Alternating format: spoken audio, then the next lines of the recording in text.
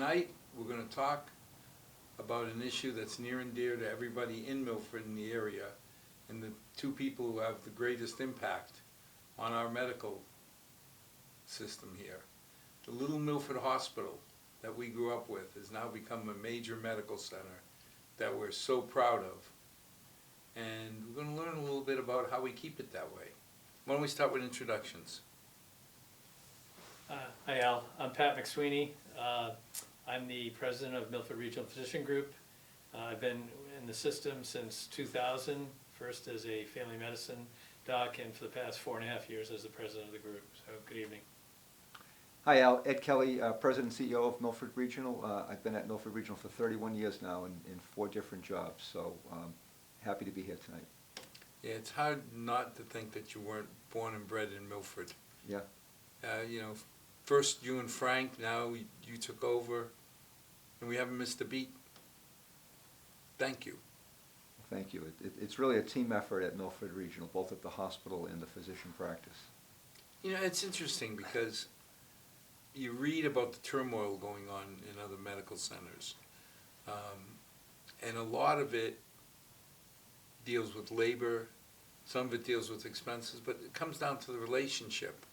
It always seemed that you all have maintained a really good working environment for our healthcare providers. Why is Milford different? Well, first of all, the healthcare environment is really challenging nationally and I think particularly in our state. So I think we do the best we can, and it's a team effort. But you know, the last number of years, we just had our annual meeting, as you know, and it's just like you hear, you know, restaurants and other industries are having trouble, bringing in workers. We've had the same issue.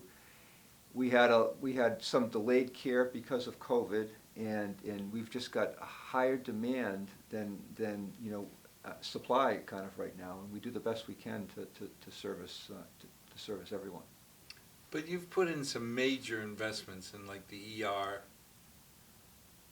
How's that worked out? We're very fortunate, whether you call it skill or luck, that we built the Me and Family Pavilion and opened in 2015, 5 years before COVID.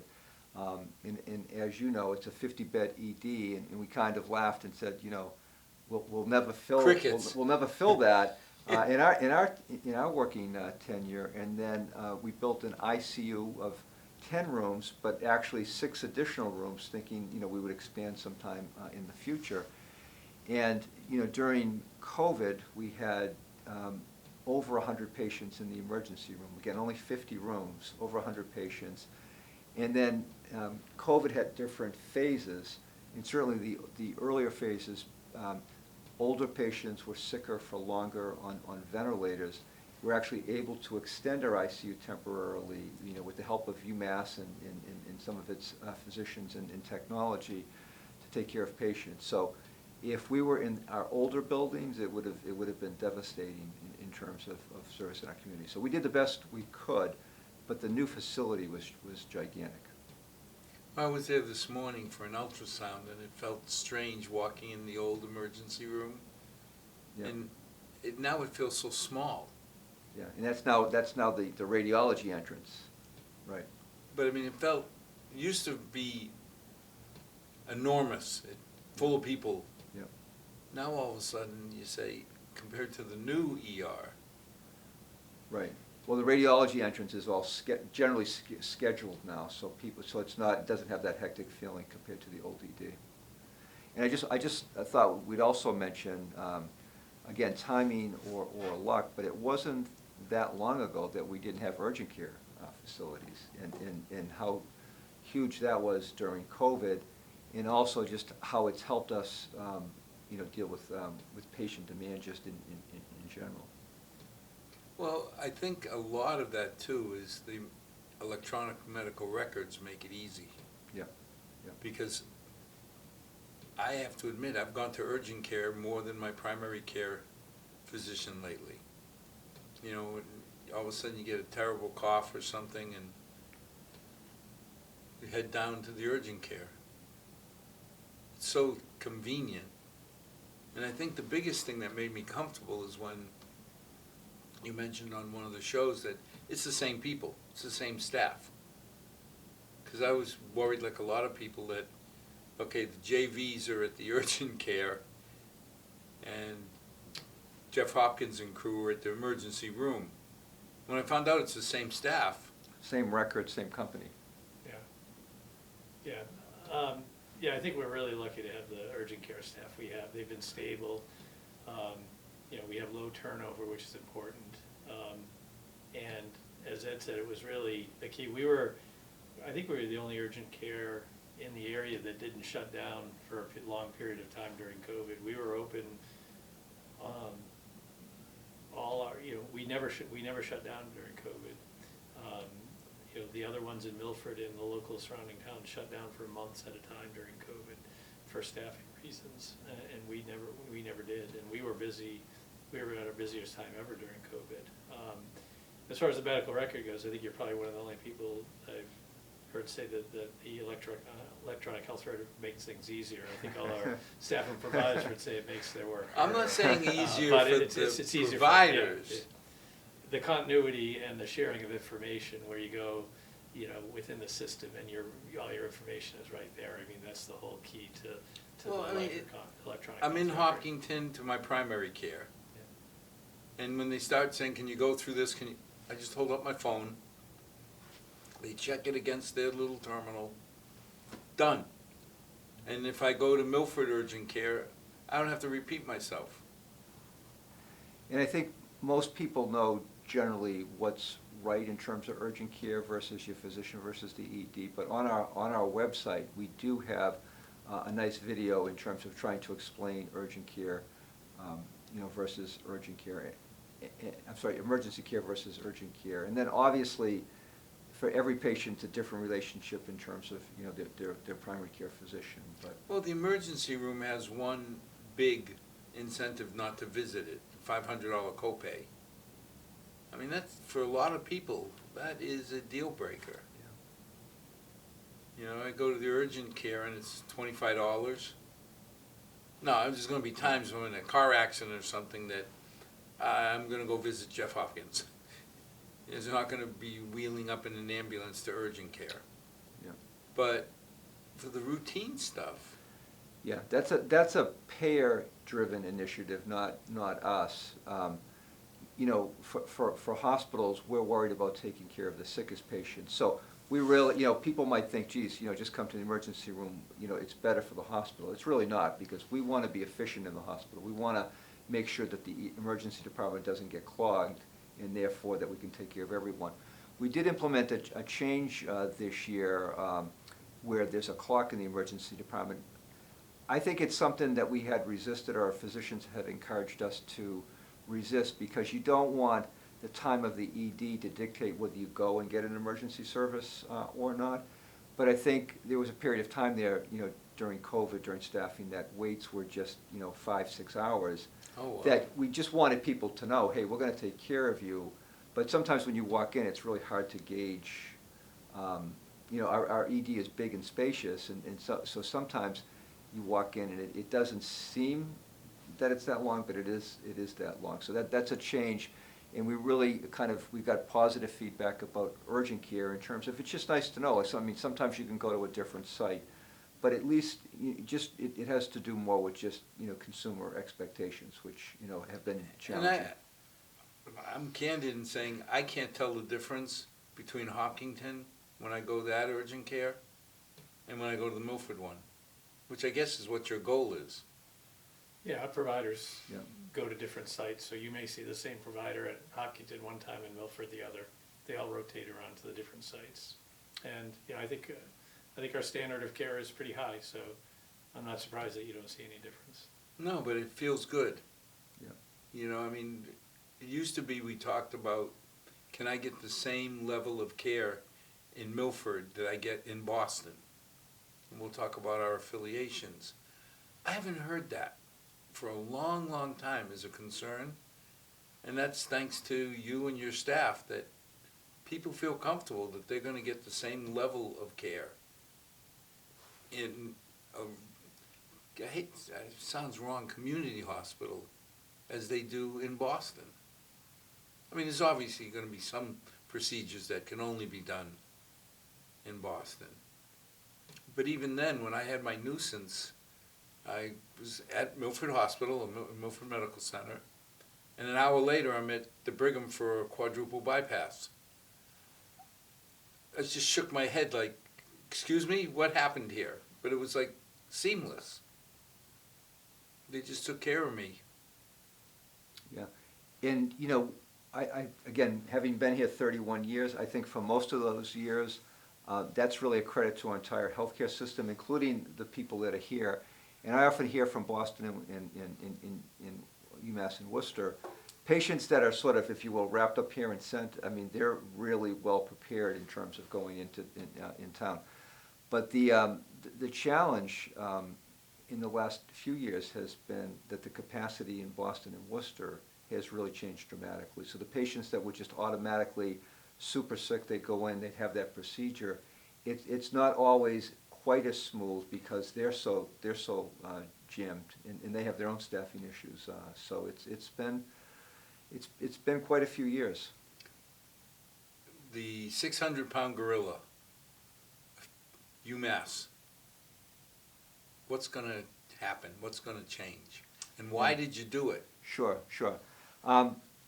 We just had our annual meeting, and I think we tried to lay out the sequencing of kind of our actions. So, I mean, again, for me and for Dr. McSweeney, we've both been here a long time. We've seen Milford grow, and it's always been a kind of a tough industry, but in a growing system, it's been favorable to us. And in general, we've never been a rich hospital, but we've been a hospital that has generally made just a small margin. And really, it's been the generosity of the community in terms of any project that we're doing. Usually funding half of them. But with COVID starting in FY20, we lost $5 million that year, and I remember saying it's not going to close us. But unfortunately, the government relief lessened, and our losses increased, and so we had 4 consecutive years of losses. Last year, $15 million. So it's one of those things that it's not sustainable. I think throughout the COVID-19 period, really finances have always been important because they are an important part of business. But we really shift to mission. It was really about taking care of the community, getting us through COVID-19, and as COVID hasn't completely left, but we've kind of turned the corner, and it's not so much us. It's just that the industry is still not recovering, and so we're getting to the point that we either have to kind of change who Milford Regional is, or we have to take another action, which was leading to joining UMass Memorial as a corporate affiliate. In between, we did bring in a consultant that tried to kind of look everything over, making sure that we're getting paid for everything we're entitled to, and generally found us. They found some opportunities for us, so that was good news. In some ways, we wish they found a ton, but they didn't, and that was not a plan that would kind of turn things around. So, when people ask why are you changing it, we love Milford Hospital, Milford Medical Center. We didn't have a choice, did we? We didn't have a choice. Yeah, really, revenues are relatively. The phrase that I use is reimbursement is kind of pre-COVID, and the cost of care is post-COVID, which is a lot more. And so, I think one of the things that we really recognize that's been important is the success of our organization has been the combined efforts of the hospital and the physician group practice. That's really been key. The decision, just when I first came to Milford, of starting up an employed physician group was really key. Probably the best decision that we've made, because it brought physicians to Milford, a struggle that other community hospitals have had. And that's been really kind of the key. And so we've always we just worked together, but and then we've had relationships with 4 academic medical centers, as you know, so UMass Memorial, Dana-Farber, Brigham and Women's, and Boston Children's. And so in many ways, we were kind of neutral in terms of, we love them all. And for some patients, it mattered whether you lived you lived closer to Worcester or to Boston. But, in the end, we said we're going to have to make a decision about one of them. And UMass has been the longest-standing clinical affiliation. A lot of their physicians are here. So even though we have these relationships to transfer patients, we have a lot of services from all of them that are local here, that perform services here. And certainly UMass is a big part of that. And so Pat and I worked very closely with the board subcommittee and really unanimously said, hey, we've got to change. We want to keep Milford Regional, in terms of the special place that it is and build off of it, and we need help to do that. And unanimously, it was UMass Memorial that was the way to go. I don't know if you want to add to that. Just no, I think you covered it pretty well. I would just add that, I think looking forward, I think our partnership with UMass is going to allow Milford to remain as Milford has been, I think, more so than maybe any other option we had, including trying to make it on our own. I think trying to make it on our own on a go-forward basis, Milford would be a smaller, lesser version of itself in the future because of the financial realities. And so really by partnering and becoming part of the UMass Memorial Health System, we'll be able to maintain the services that we now are able to offer the community, which we might not, or in all likelihood would not be able to do, down the line in the future, trying to maintain it on our own. Well, many years ago, when your predecessor came on, Uncle Phil, he talked about how the physicians group got a lot of help from having the rotations out of UMass. And top physicians would come, the Newsteins of the world, the Hopkins of the world. They'd go anywhere they want. But they'd come to Milford, they'd get a taste for Milford, and they'd want to stay. Can we keep that as part of UMass? So when we looked at which direction to go in, the phrase I've come up with here, it was the right time. We didn't want to change who we were. We wanted to kind of continue. So it was the right time. It was the right partner, because UMass is well known to us. We have a lot of services here. We really like their administrative team that we've worked with over the years. So there was the right time, right partner, and then the right deal. And the right deal is, we can't talk about all of the specifics, but we feel it's the best deal for our employees, for our medical staff, MRPG, the physician practices and the commitments there, commitments to capital in terms of investments for the future. But another big part of it was their recognition that Milford is a special place. It has 4 academic partners, which is unique for a community hospital. And they've said that's part of you, that's your cloth. So you can, from their standpoint, the existing relationships we have, they're very supportive of keeping them. So Dana-Farber is staying, Boston Children's is staying, and both of them already have relationships with UMass. Mass General Brigham has less relationships, but they're aware of the important ones that we have with them, and they're supportive of keeping them. So that's another big part of the why UMass. And then governance, which is really important. We have, as you know, we have a very supportive and involved board of trustees, lots of committees, and lots of expertise that help Pat and I. But so that board is going to stay. They're not going to have all of the clout that they had before, but they're going to be still involved. And some of the UMass senior team is going to join our board here. But I think as importantly, some of our trustees will be added to UMass boards at different levels. And again, that's we're one system in terms of Milford Regional, but now we're joining another system and we'll be part of that system. And by the way, it's not a merger. We're a corporate. We'll be a corporate affiliate. So our corporations will be under UMass. They'll continue to exist. Now explain that to a layman, because Yeah. You know, they understand mergers. Company comes in, pretends everything's gonna stay the same. 2 years later, the name's gone, Yeah.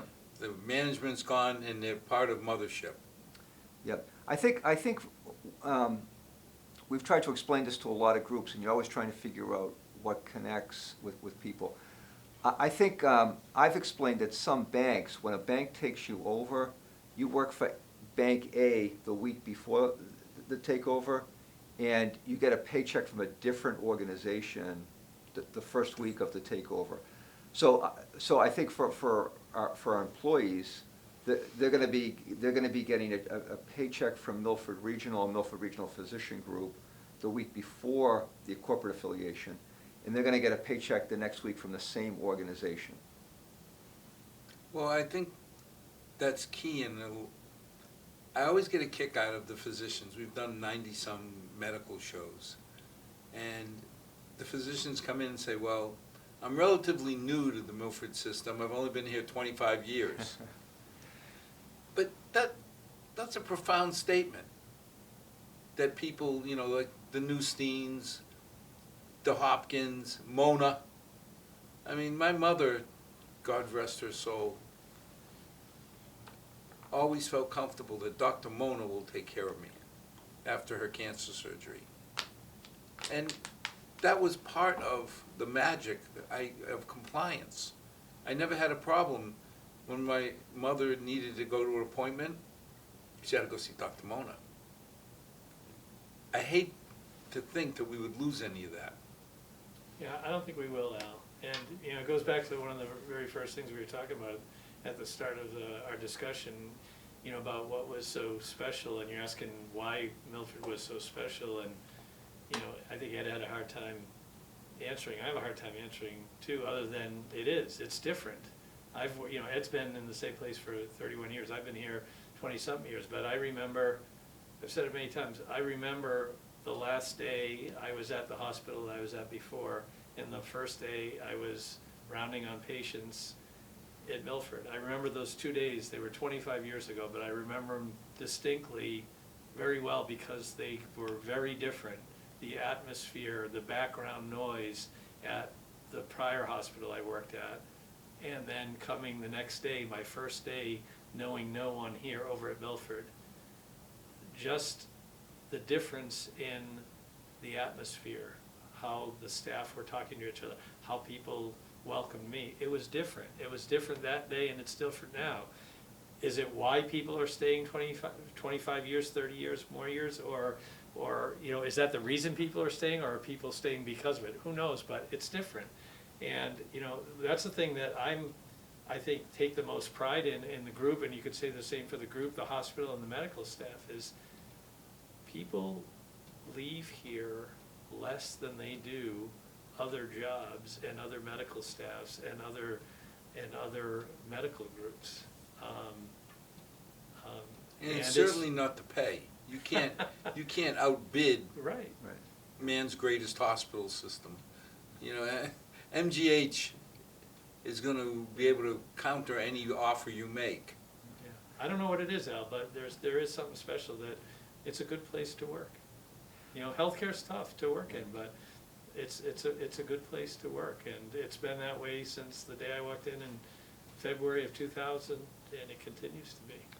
I think as much as you can let physicians and providers take care of patients and be less administratively hassled, the better. And I think, you know, MRPG does a really good job of that. And I think, you know, we try to spread that to the entire medical staff. It's not easy because there's so many requirements of the government and different payers. But really, you know, physicians want to take care of patients. That's really what they want to do. Well, you've heard over and over that people went to med school and spent half their life in school to be physicians, not to be secretaries. Yeah. You know, so. And I think, you know, I've heard Pat say the story before that, you know, walking onto the nursing unit, it felt different. And again, that's not something that we prescribe that says we go walk around and tell people you have to do that. It's you know, I think it's a credit to the people that we hire and that work here, There's a spirit of teamwork and really caring about what you do. And I think we hear that all the time, that when people, whether it's in a physician practice or on the floors or in the laboratory, we really feel that we're lucky to have a great staff that just want to take care of patients. Honestly, this transition makes everybody a little nervous because no one likes change. And I think from our standpoint, like, the sooner it happens, I think it'll settle people down. Dr. Eric Dixon, so he's the president and CEO of UMass Memorial. He's been there 11. He seems like a nice guy. Well, I think he's just so multi-talented. He's a physician by training, an emergency department physician, so very clinically up to date. Very good with politics and management. Definitely, he would say that he knows more about the physician practices than the hospital. But he's focused on taking care of patients, and I think he's come out to talk to the medical staff, and then he came out to talk at our annual meeting. He's very calming, and he was very direct in terms of saying that Milford Regional is a special place, and that we need to preserve what's great about it, and then help kind of take it to the next level. But he seemed sincere, and I liked when he talked about focusing on the IT. Yeah. To give the physicians more time to be physicians. Because I don't think people understand how much money you had to put in to electronic medical records and how much you have to keep putting in. And really the whole goal is to make it better and easier for physicians to practice. We're not there yet. I think I speak for all others that we're not there yet, but and from everything we've heard, the UMass Epic system is an A+ system. So I think it's going to be a huge benefit once that transition period. Now is done. we're on Epic now. The medical group is, the physician group is, the hospital is not. Oh, A okay. different system, yeah. The other thing that gives us comfort, I said it at the annual meeting, it's trust but verify. But UMass just went through this a couple of years ago with Harrington, and we know some of the people there. And what UMass and Dr. Dixon described to us is what played out there. It was July of 2021 that they actually closed on the deal. And really, things, there are some little changes that some of their employees would say, hey, yeah, this was a change. But big picture, a lot didn't change for a couple of years. And in fact, they just went on the UMass electronic medical record 2.25 years later. So. Well, I'm amazed. I guess it's the management stewardship that you could absorb $5 million losses and survive. Well, yeah. Again, it's it's kind of the math. If revenue is less than expenses going out the door, it comes out of your cash really, and so it really limits your ability to reinvest in the plant and do those expansions that we needed to do. So it did come at a cost. It just we've been lucky that really in terms of the services that we provide, that we were getting to the point here, as Pat said, that we were going to have to look at some of that, and we didn't want to do that. But I mean, it just comes down to if we're going to survive and continue providing the level of care we want, there's got to be a massive capital investment. Right. And speaking of that, at the annual meeting, we talked about UMass Memorial, but another exciting project that's coming for 2024 is really led by Pat in Medway. Yeah, we're excited. This has been going on, it feels like 3 years at least in planning, but we're looking this spring to open up a facility in Medway, similar, a little smaller than our facility in Franklin, but a multi-specialty office building in Medway, 24,000 square feet, that will have family medicine, pediatrics, OBGYN, urgent care, and hospital lab and x-ray. So that's really our third sort of multi-specialty office. The first one was in Northbridge, and the second one that I think was 2018 or 2019 in Franklin. which is our biggest facility, 44,000 square feet, and then this one in Medway that should be opening within the Now, next when you couple of open months. Medway, Yeah, you've heard of Medway, haven't you? I have heard of Medway. I have a little bit of ties to Medway, yeah. But now, how does it work? Are you expanding the physician group, or are you moving physicians from isolated offices into the center? So a little bit of both. So ideally, would have been a little bit more successful in recruiting, especially in the adult primary care area, because I think that's going to be, that's where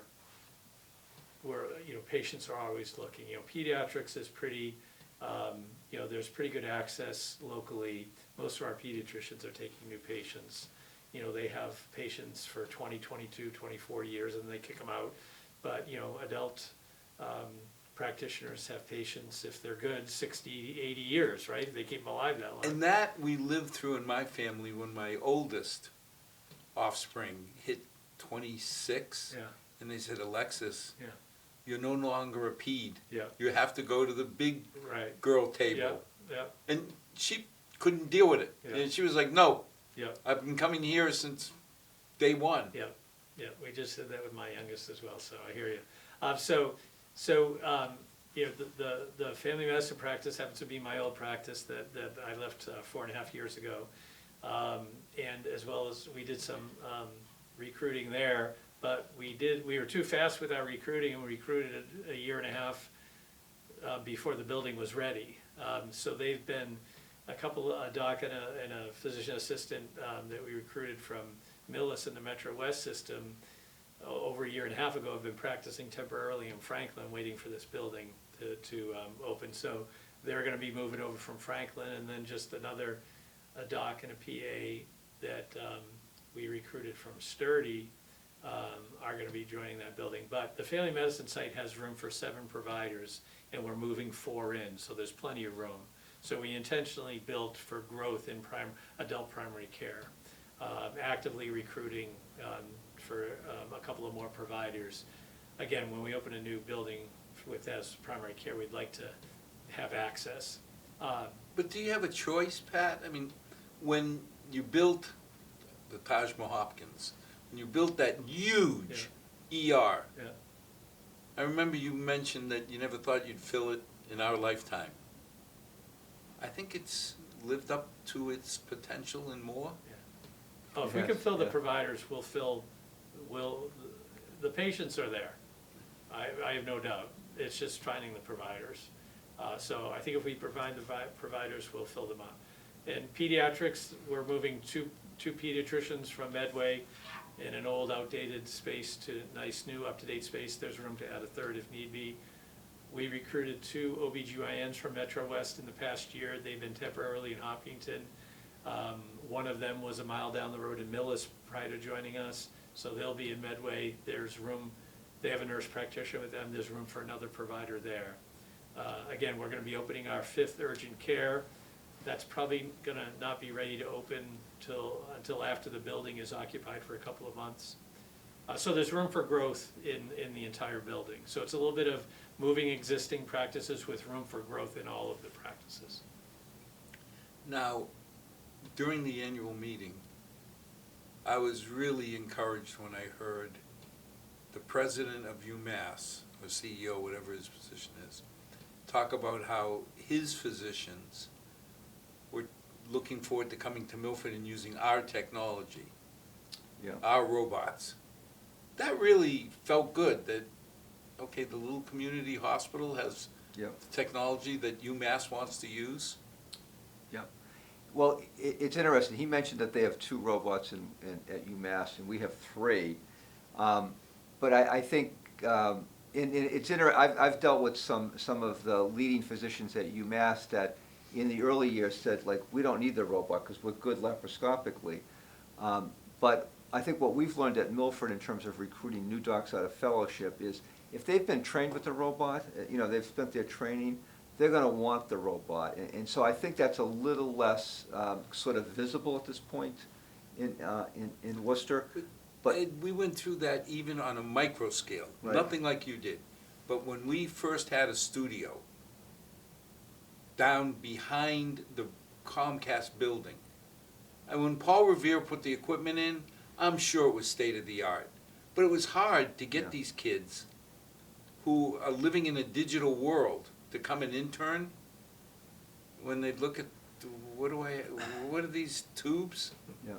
So it's got to be the same idea that if you grew up with state-of-the-art equipment, like now we get all the interns because the cameras, the editing, everything Right. is top-notch. Right. So I would say, you know, for Milford recruiting docs out of training, it's a necessity.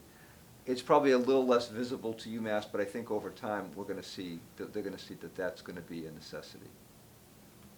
Well, the other thing too is I remember hearing that the rotations, a lot of the new, I guess, almost docs or residents Yeah. enjoyed coming to Milford because of, one, the atmosphere, two, the technology and everything that went with it. So it's got to be easier, because we've been the biggest thieves I know in the world here, where we bring the residents in and we keep them. And I'm sure that wasn't the intention from day one. We try.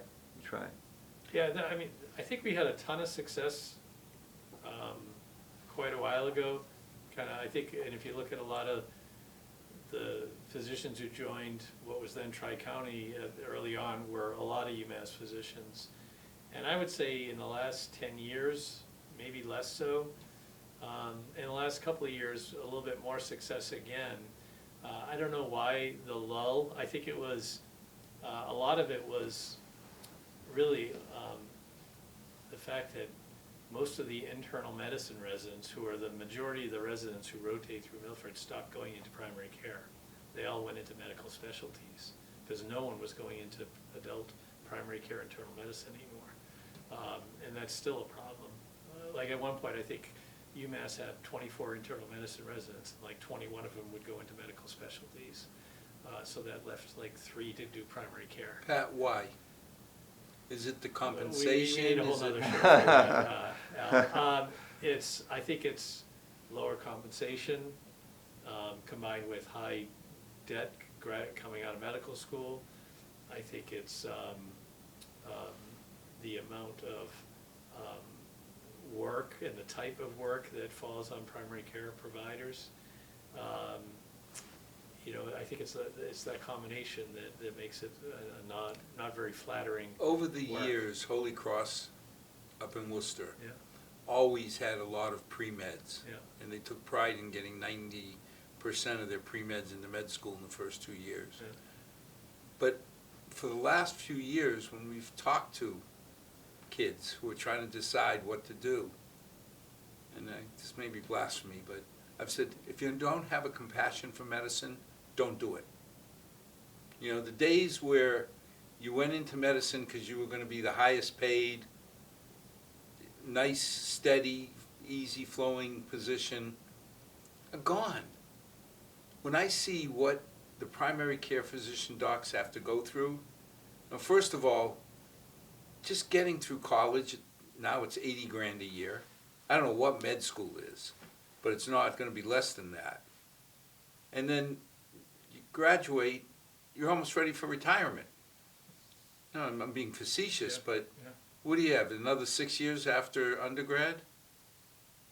Well, for primary care, it's 4 years of college, 4 years of medical school, 3 years of Right. residency. So it's 7 more years Yeah. that you're not Yeah. earning Right, what you should be. right. So, I've told people, in my opinion, the primary cares especially, but most physicians don't get paid enough for what they do. So if you don't love what you're doing, you're probably in the wrong profession. I don't know if that's fair or not, but I think there's some validity to that, but, having done it for 25 years before transitioning to this job, I was in that underpaid field of family medicine. But the rewards, there are other rewards, and maybe, I would not say it was a calling to me early on. I'm not sure what led me down that path, but I don't have any regrets. it's been a hard job, and I think it's harder now than when I started. But it's rewarding in a lot of ways other professions aren't. Well, that's what I mean by compassion. You right, have to love right, what you're doing. But it's also like anything, any profession. Somewhere along the line, you have to be exposed to it. There has to be someone, like a mentor. And I just think for like medical students and residents, you know, there just wasn't this drawing of seeing someone because, and I think partly it's because they work, you know, it's workload, it's pressure, it's what, you know, a primary care physician practice and responsibility is Well, a turned lot of into. it too has to be, you got into medicine to work with patients, or to take care of patients, whatever the term would be. Mm-hmm. And the administrative load. Right. You know, I've talked to your docs that have come on and they talk about how they work all day and then they got 2 or 3 hours at night Yep. of paperwork. Yep. So it's a whole different. Yep. I'm seeing physician assistants more. When I was a kid, the 4 docs, you know, Dr. Cicchetti and Master, they knew me because I was the only one I saw. Now I'm starting to see my physician's assistant, is that the right term? Physician assistant, yeah. What is a physician assistant? Physician assistant, I would group physician assistant and nurse practitioner into a group called APCs, Advanced Practice Clinicians. They have different training and different routes to get there, but they're both healthcare providers, don't have the same level of training as physicians, but have advanced training, and they can work under the supervision of a physician, or now the state allows them to work fairly independently as well. What we do at MRPG is we pair every single one of them with a supervising physician, and that amount of supervision varies with their level of experience and their comfort level, their supervising physician's comfort level. But we have a bunch of nurse practitioner PAs who serve as primary care providers. So your PCP instead of a doctor may be an NP or a PA. Why? One, they're trained to do this work. 2, the state licensing and the insurers recognize them now as primary care providers. And 3, I think it's a more, it's a better path for younger people to choose. If they say, hey, I want a career in healthcare as a healthcare provider, and you look at a 20 or 22-year-old and how can I get there? The path, the years spent, the cost of education to become a nurse practitioner or a PA is much less than it is to become a physician through med school and residency, et cetera. And the lifestyle right now is better. There's excuse me, less call responsibility. There's a lot of times the buck stops before you instead of at you sometimes. I think more people are going into that for that reason. So there's more NPs and PAs available than there are physicians in primary care. What's the difference between a nurse practitioner and a physician's assistant? It's the kind of training they have. I think if you had a PA sitting there, they'd say the PA training prepares them better for the job. If you had an NP there, they would say an NP job or training is better. I'm a little biased. I worked with the same nurse practitioner for 17 years, so I historically am a little biased towards nurse practitioners. But at the end of the day, it's still the MD that oversees and makes the decisions as to what he or she allocates? Not necessarily. It depends on the experience of that NP or PA. In this state, a nurse practitioner can work independently. They can open their own practice. They could be in the suite next door and hang out their shingle, and Al Korea, nurse practitioner, open for business. and they could see the patients So on their own. that's the how. Yeah. Why? Is it that we don't have enough MDs? Is Yes. it that Well, it's it's more why, because economical? yes, we don't have enough primary care, we don't have enough physicians in training going into primary care. And two, they're doing a great job, they can do it, the licensing says they can, the insurers say they can. We have some excellent nurse practitioners and PAs in our group who do an excellent job as primary care providers, who work very independently. They have a physician there when need be, Right. but they are by no means looking over their shoulder on every patient. And Well, I they have have- not had any reservations with the group in Hopkinton, and I don't know if they're PAs, They're nurse both. practitioners, Yeah, they're- LMNOPs, whatever they are. Yeah. I have been very, very comfortable with the care and the Yeah. advice I've gotten. And I do want to say that our group of physicians is excellent at taking on the responsibility of newly trained and graduated nurse practitioners and physician assistants, and dedicating the time to train them and oversee them and mentor them so they can get to the point where they can work more independently. I interview a fair number of new nurse practitioners and physician assistants who are saying, it's hard to find your first job. It's like you need experience to get a job, but you need a job to get Job to get experience, right? experience.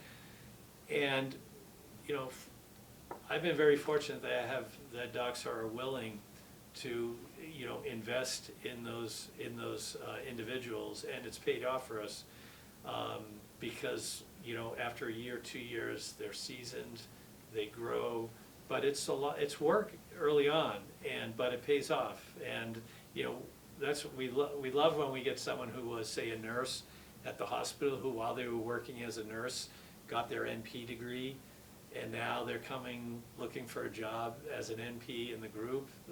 I love that story. When I recruited people, I could recruit from both coasts. Either the left coast, you know, California crew, or the East Coast. But the vast majority of the US, all the square states, was very difficult to recruit from because I couldn't compensate enough. I mean, my brother-in-law was offered a position here in New England, and he has a nice little house, 4,000 square feet. He paid $300,000 for it in West Texas. When he came out here, I remember him telling the real estate agent, which was a source of endless amusement, that he figured he'd have to go up to like $400,000 or $450,000 for a house. And when they told him what it was going to cost, the salary difference just didn't make sense. Yeah. You must run into that. We don't get a lot of non-local Yeah. people, you know, and honestly, one of my first questions with any applicant is, what are your local ties? I don't ask it in that exact manner, but, you know, to me, one of the most important things when I interview is, what are your ties to the Milford area? Because going back to the people staying forever, I kind of joke that in the fine print in our contract is, you know, that you're never leaving, right? Because when I hire someone, I want to do it at least until I retire, if not till they retire, because it's twice or three times as much work to replace someone, especially if it's a primary care provider who has a panel of patients. Because if you don't find someone to replace that person who leaves before they leave, you've got a whole panel of patients with nobody to take care of them, and everybody else is full. And your office has suffered through me calling from people who've said, where do I get a primary care? Yeah. And I've had to call your office and Right. say, Right. can you help? And guess what? You're not the only one who calls. Well, I'll tell you what, a friend of mine who came from Hopkinton called me back, and he said, I'm forever in your debt. The recommendation was wonderful. So, I mean, it makes you feel better that you can recommend a friend. And I don't want to lose that friendship because I recommended him to a non-caring physician. Yeah, so back to back to the MDs and PAs, I mean, they're a vital part of our provider group, and I think they're only gonna become a bigger part of it on a go-forward basis. Now, financially, our school system has been nailed with expenses. Because for 40 years, we had a net increase of 1 child per year in the school system. All of a sudden, we're getting 100, 200 coming in. Now, luckily, the state has increased our Chapter 70 money to cover it. But isn't that affecting the finances of the medical center? All the immigrants and, Sure, yeah. Again, we've worked with the state, and again, there's just demand on the healthcare system. So, you know, the state has asked us, you know, to do the best we can to accommodate these patients. And I think, you know, the challenges have probably been a little less from a medical standpoint. There's been issues with transportation and car seats and the like, but yet, no question, it's just another pressure on the healthcare system. we get kids coming into the system in the educational side that are behind. Do we get less healthy patients because they didn't get the same standard of medical treatment in their home countries? Yeah, I've heard specifically like with OB, prenatal, for sure, yes. So I can't speak specifically to it, but yes. Yeah, I'm sure there's kids who are behind on the immunizations, for sure. But I think, we do a pretty good job of catching them up. Well, I pretty mean, quickly. again, Jeff Hopkins brought it up once. He said, I will never ask a patient Visa or MasterCard before I see him.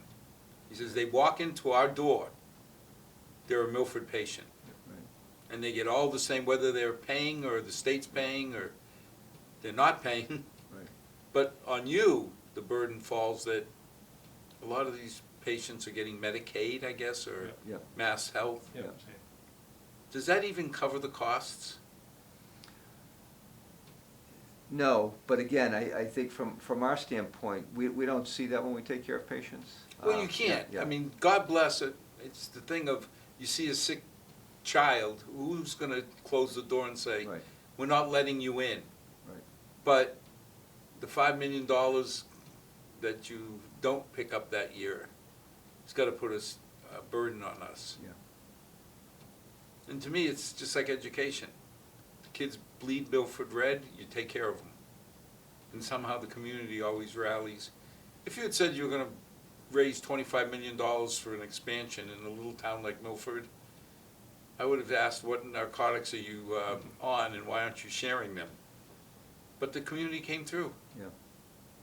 And a lot of it, I think, is because of people like my mother, that I go see Dr. Mona for years and years. Speaking of Mona, and she's going strong, but I think you asked me before, there's been some big changes in Boston with Dana-Farber and Brigham and Women's, and the question is, what does that mean to us? And that's a question that we get. But, as you know, Milford Regional owns the Cancer Center, so we own that building, and we have long-term separate leases with Dana-Farber and Brigham and Women's, and the relationship is excellent. And we obviously have state-of-the-art, care there. In fact, sometimes people come up from Boston, they say, well, this is like, what a great cancer center you have here. In Boston, Dana-Farber and Brigham are going through some changes. The divorce that's happening in Boston. Yeah, it's not coming out here. And again, I think it's 5 years away, although it will be interesting to see whether a hospital can be approved and zoned and financed and built in that time. But for us, it's really, actually, in some ways, the fact that Dana-Farber, rather than working more exclusively with just one academic medical center, which has been Brigham, is now going to work with Beth Israel, but they're also working with UMass. So in terms of cancer care locally here, it's not going to change. So we're very happy that Dana-Farber is going to be Dana-Farber, and that Brigham and Women's radiation oncology is going to stay. So and we're they're going to work be able together. to keep this. So we're not level going of to see care. any changes, and they're going to work together. And I think, I think for patients that have Mona or radiation or see providers on an ongoing screening basis, that's really important, so yeah. And I saw that Mike Newstein got some Yeah. recognition. Yeah, we kind of tricked him. Because he was just changing his roles in the Department of Medicine, and it was a good opportunity for us to recognize him. As you know, during COVID-19, the specialty of infectious disease, which he is, it's been the prominent one. It's all of the Dr. Fauci's and all of the doctors that are on TV giving updates and trending is infectious disease, and so Dr. Newstein has been at Milford Regional since 2000, and so he's a very quiet, individual that doesn't look for a lot of attention, but when there's something like COVID-19, he's been the guy that sees patients, that gives advice to physicians, that advises us in terms of how to deal with the community. And we internally recognize him, but I don't know that. And he's been on interviews, but again, he's not looking for a lot of credit. And so it was our opportunity to recognize him as an unsung hero. So I think it worked out very nicely, and we're very appreciative of everything that he's done. He's amazing. I mean, you never know who you're dealing with by just talking to him. Yeah. Until you come under his care, because I've been a patient of his. And you never know how small this community is. Once a year I host a Welcome to Holy Cross party for incoming freshmen in the Worcester area. A few years back, Mike and his daughter were walking up because she went to Holy Cross. Yeah. So it really does show how invested a lot of the physicians are in the community. Yeah. And another change on the medical staff, Dr. Kamaldi, sort of a Milford name. He's served in so many leadership roles, but he's back as president of the medical staff. So that's exciting to us. So we're looking forward Well, to he working had with it him. before, right? Oh, he's been chair of the board. He's been trustee. He's been in all the medical staff leaderships. Yes, so he's back. Yeah. He's kind of the bogey of the medical Yeah. side. Yeah. So. That's a good way to put it. Well, I don't know how to say this, but thank you for making the medical center grow to something that, one, we can be proud of, but two, can really take care of our patients. It's the team. I think, somehow Pat explained it. We don't know exactly why, but it's really the entire team at the hospital and the physician group and private practice docs that it just makes it all come together. But it starts with the leadership. It starts with Pat saying, I'm looking for somebody with ties to Milford. I'm looking for somebody with these kind of characteristics. It starts with you. I don't know how you came up with $5 million losses a year, $15 million in 1 year, and kept the doors open, and still improved on care. I mean, the team is great. I mean, the fact that we don't hear about our staff on strike like other places, we don't see the tension. The fact that somebody has the ability to come on this show and say, well, I'm rather new compared to the rest of the staff. I've only been here 20 years. Something we can all be really, really proud of. And we do hope that the UMass affiliation will help us grow, but not change the character. So thank you. Thanks, Al. Thank you all. And we'll hear the end of the year when you come back, talk about what good stuff's happened since then. Great. Sounds good. And as always, hard not to be proud of the medical system that's been built by these people here. Hard not to appreciate what we have. The fact that we can get top care right here in Milford without having to drive to Boston and deal with all the commute and everything else. But thank God we do. And as always, to our 6 loyal viewers, may God bless. May tomorrow be a better day than today. Good night, all.